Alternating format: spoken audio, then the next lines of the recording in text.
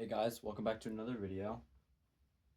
I'm Ozzy, and today I'm going to be teaching you about the space launch system that carries the mission for Artemis 1 through 6 so far.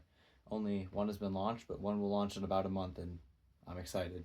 So yeah, this is my Lego version of it. So I will start with the tower, which is much less talking about it because it's way more simple, first of all, and second of all, there's not that many interesting things about it.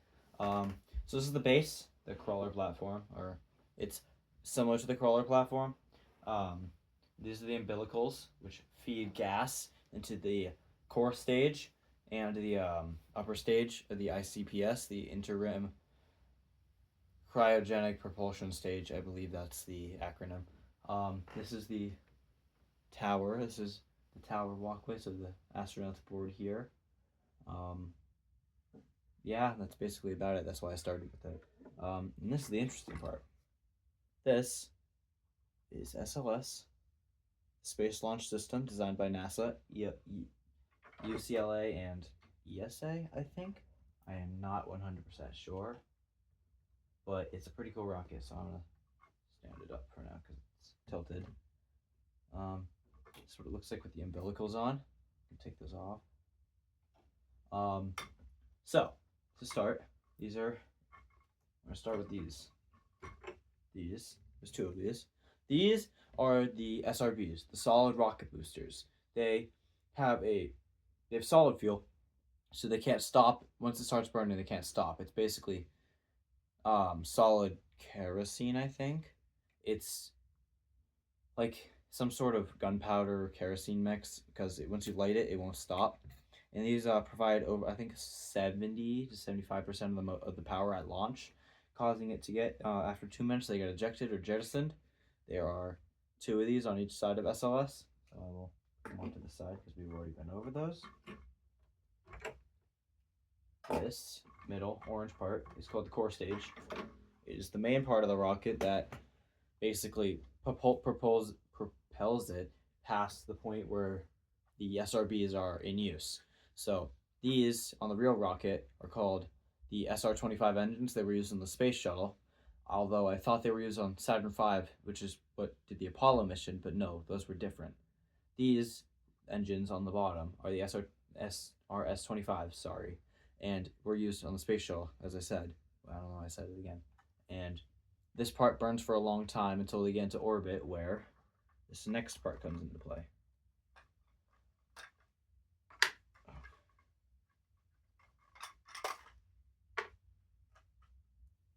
Now that the core stage is depleted, we can eject the, oh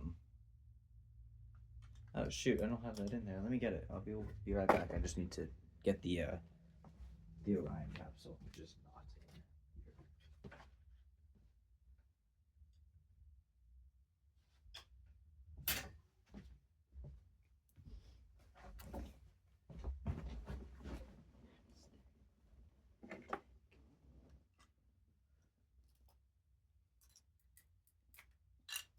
So I'm not going to be in the video.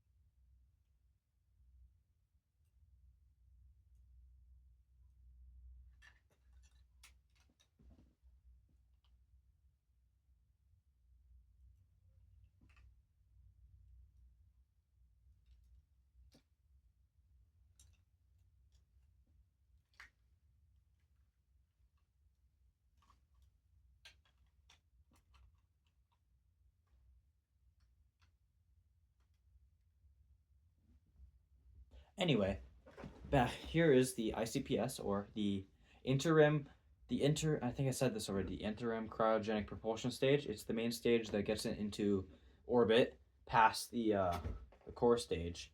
It helps it get into a higher orbit, which can help it get into a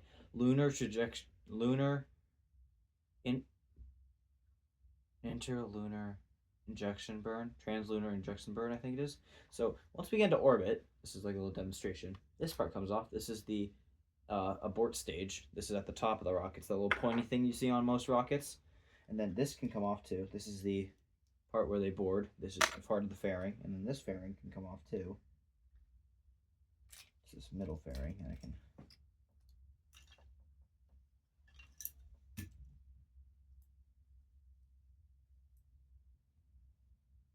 So here's Orion, which is the capsule, without the fairings, which is what happens once it ejects from the core stage.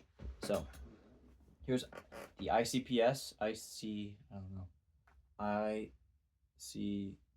yeah, something like that, with the Orion capsule, which is here. So once they get through the translunar injection burn, the Orion capsule jettisons. Oh, that's not supposed to come off. My bad. 1 second. Once they get past that burn, we have they jettison, and then this sometimes as a practice would turn around. Well, this is like this, and they do like a docking maneuver test with the Orion capsule. It's pretty cool. And then once that happens, Orion will be free on its own, and the solar panels will deploy a bit more. So it's like this. Okay, and then once they get to the moon, they will deploy them completely, so they're flat, facing the sun. Right? So like this. And then it goes around the moon, like, and then it goes back towards Earth, where once it gets to Earth, the solar panels it'll eject from,